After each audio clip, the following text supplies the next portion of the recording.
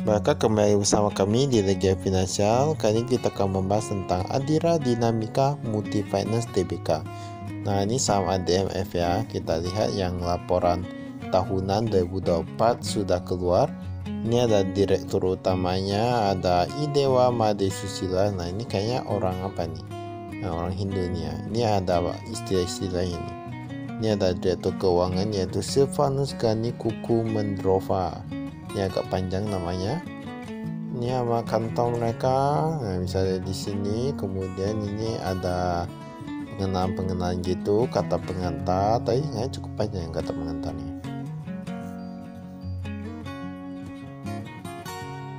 Ini kita lihat di sini untuk laporan keuangan kali ini. Nilai itu dia jutaan, tapi bentuk itu dia rupiah. Kas dan setara kas dari 128 miliaran, sekarang dia 117 miliaran. Nah, kemudian ada kas di BM, pihak ketiga, pihak berrelasi, piutang. Nah, ini sebenarnya kayaknya agak sedikit meningkat ini kayak piutangnya. Kita lihat total asetnya dulu. Total aset dari 31 triliunan sekarang menjadi 32 triliunan. Nah, berarti dia ada sedikit peningkatan.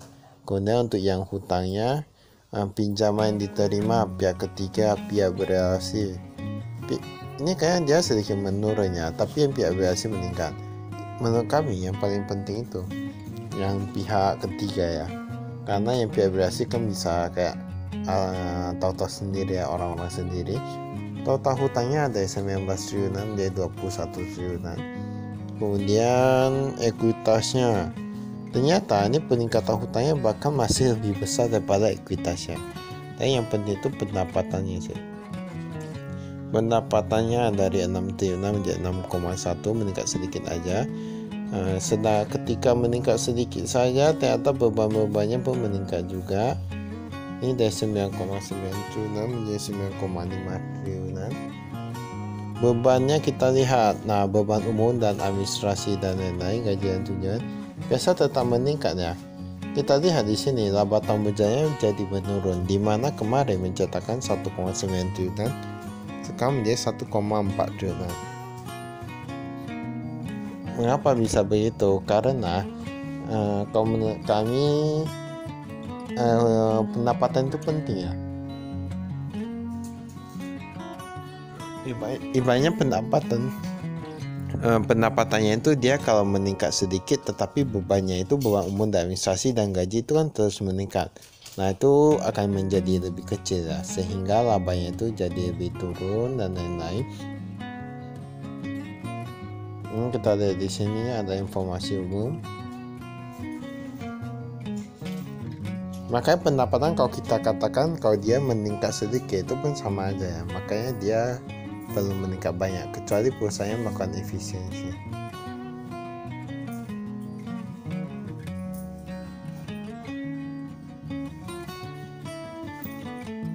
Ini informasi umumnya, kita lihat manajemennya. Ini ada komisaris utama. Komisaris utama Daisuke Krishna. Oh, ini ada Krishna nih. Ada Manggi, Daisuke Krishna, Manggi, Enghengi, Philip, Chongshin.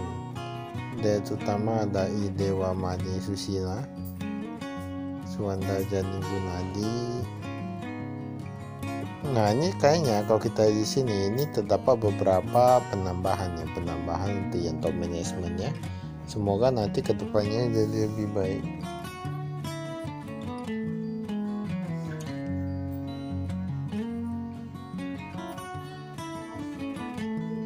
Nah, ini kita lihat di sini.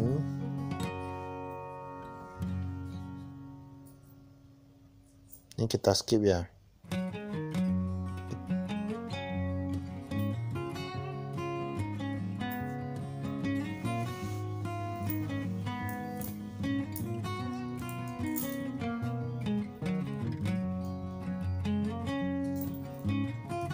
Ini kas dan setara kasnya kita lihat. Kasnya itu dari 128 miliaran sekarang menjadi 117 miliaran. Nah, dia udah berkurang. Kemudian kas yang di bank ini, Bank Mandiri, wah ini meningkat cukup besar nih. Mereka paling banyak, mereka tahu di Bank Mandiri. dari 40 jutaan sekarang menjadi 150 miliaran. Kemudian ada pihak Brasil juga. Pihak Brasil ini sebenarnya cukup banyak ya kalau menurut kami. Nah, ini ada US dollar, ada rupiah.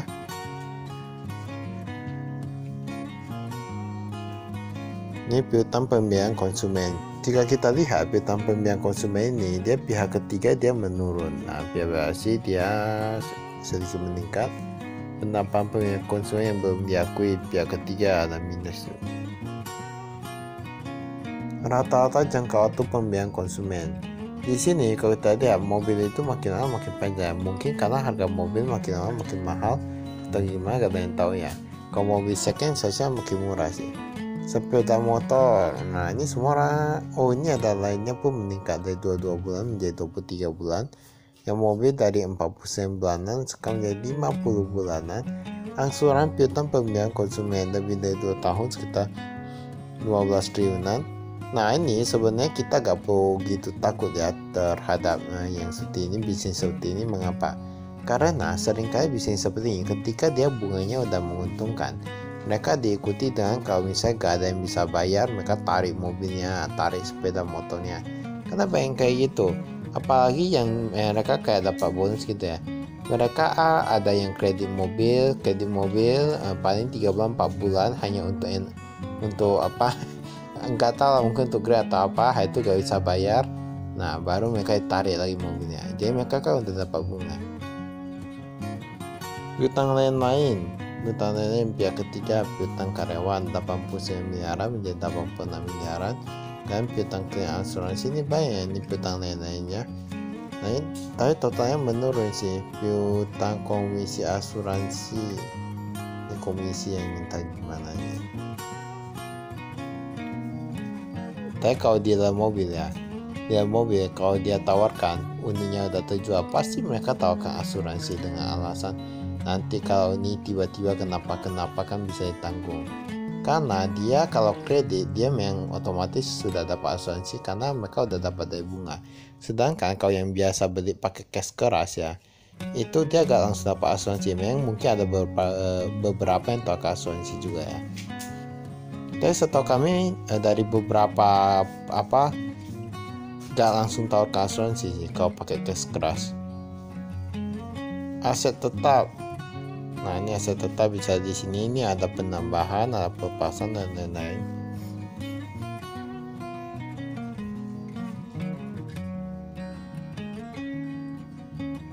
Ini ada tanah, bangunan,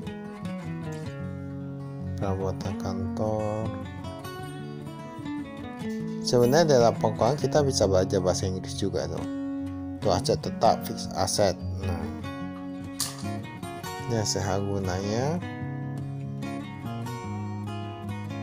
Ini aset lain-lain. Pinjaman yang diterima kita lihat. Pinjaman yang diterima, tapi kan kalau kita lihat mereka tahu di Bank Mandiri cukup banyak. Ternyata mereka pinjam Bank Mandiri juga. Karena rata-rata perusahaan kayak gitu ya. Mereka kalau mau pinjam dari sebuah bank, mereka bakalan taruh di bank itu juga. Tapi menurut kami ini kan saham ini kan dia dipegang oleh Bank Danamon ya kalau nggak salah. Nah seharusnya ini lebih meningkatkan kepercayaan dari bank-bank atau institusi besar lainnya.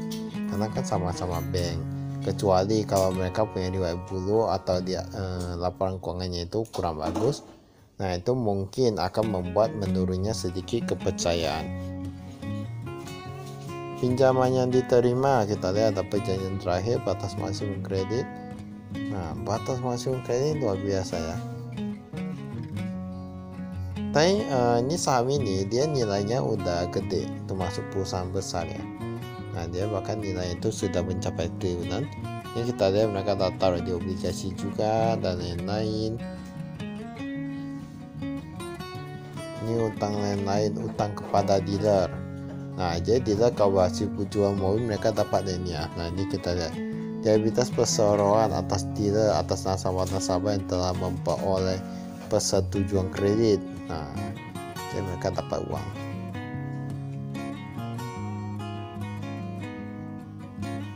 Ini perpajakan kita skip.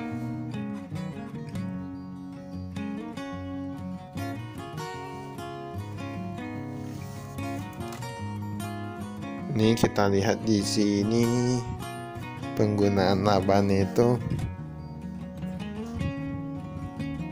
modal saham.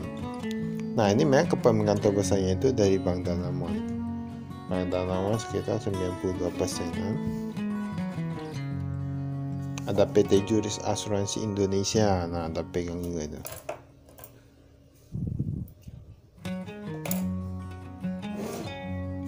Maji Muharaba, pendapatan lain-lain. Pendapatan sewa pembiayaan dia, oh ini ratusan miliaran aja ya. Pendapatan lain-lain kalau kita lihat di sini, ini administrasi dia meningkat juga, denda keterlambatan meningkat. Berarti itu sudah cukup banyak ya yang dia terlambat bayar gitu ya. Pemulihan dari piutang yang dihapus bukukan. Nah, itu berarti dia entah karena tarik atau gimana. Jadi misalnya kalau yang kerja di sana saya sudah pada tahu ya. Beban gaji dan tunjangan meningkat. Pendapatan naik dikit.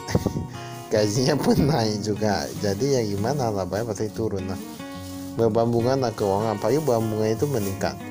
Makanya kalau kita lihat ketika perusahaan yang dia ekuitasnya lebih banyak daripada ekuitasnya, sedangkan kalau pendapatannya itu dia meningkat sedikit saja diikuti dan laba yang menurun, sama aja itu ya.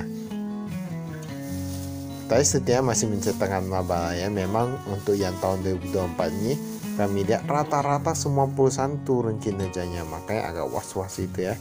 Mungkin kalau ada holder itu mungkin perlu kecuali perusahaan yang dia kayak wonderful company. Ini ada beban umum dan administrasi, ini ada pihak ketiga, beban kantor 579, ini meningkat sedikit nih. Beban lain-lain, penyisihan imbalan kerja jangka pendek. Nah, ini ada bonus, THR, insentif gaji dan lain-lain. Ya berkurang sedikit. Berarti mereka kayak laba turun, bonus turun ya. Memang rata kayak gitu sih.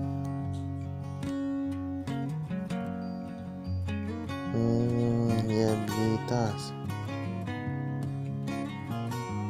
piutang pembiayaan. Ini kita skip.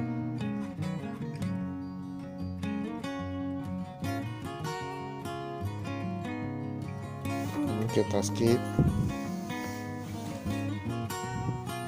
Manajemen resiko kita lihat di sini.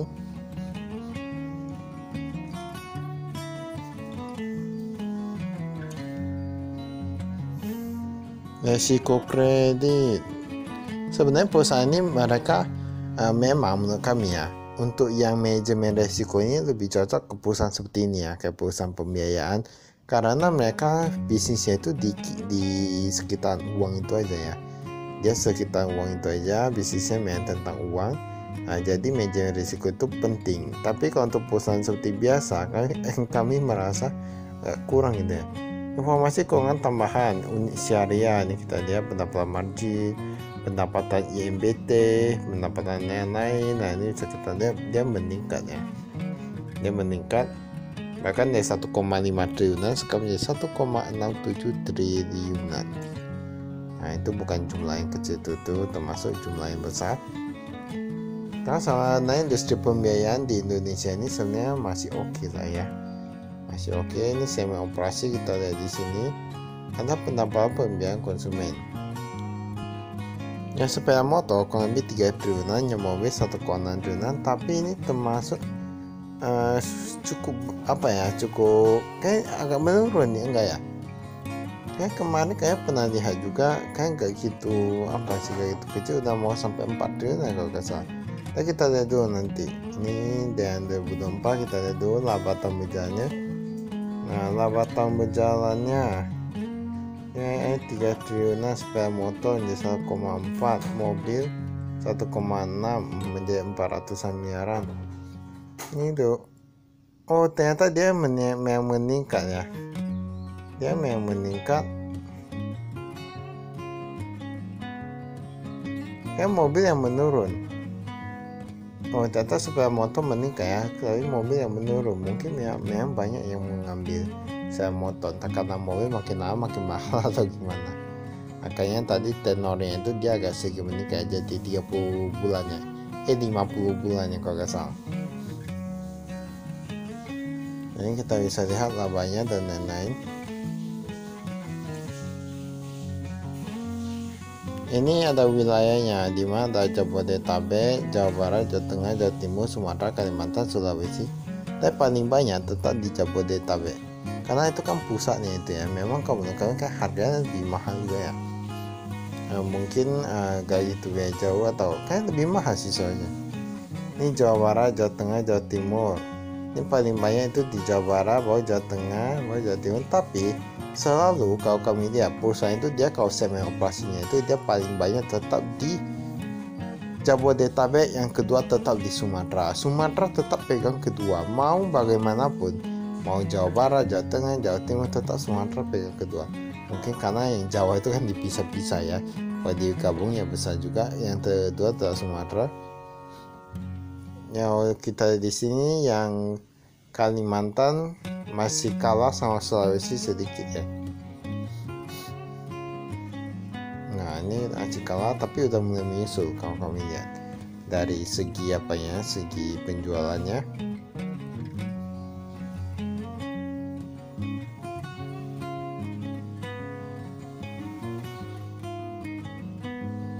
Mereka tuh saya rekan sekalian kasih investasi.